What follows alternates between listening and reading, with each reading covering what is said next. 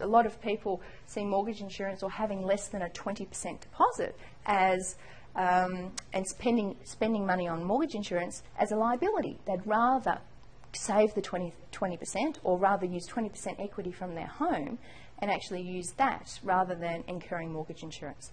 So mortgage insurance is a once-off fee that the lender takes out mortgage insurance to protect them, but they charge you.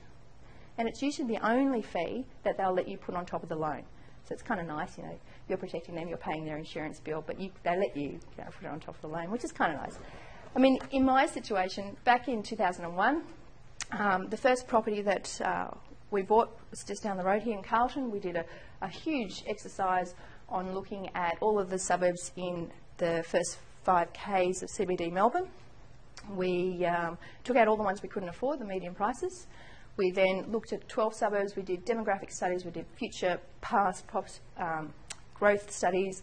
We looked at infrastructure changes, council rulings, you name it. We did the studies on those 12 suburbs, came up with 3, Richmond and Collingwood and Carlton. We walked every single Saturday and Sunday and went to every single open home and then looked at rental properties as well as properties for sale.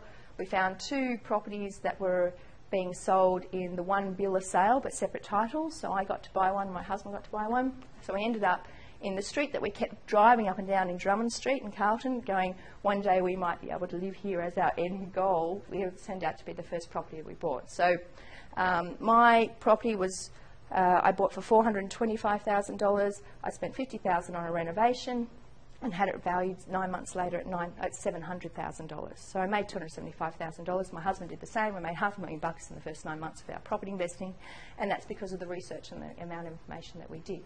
But I only had a 5% deposit. If I had waited the probably 4 or 5 years it would have taken me to get a 20% deposit, that $425,000 property would have been worth $650,000. So I would have been buying something that was then worth around about $275,000. So mortgage insurance, in my mind, as an opportunity cost, is something that a lot of people overlook.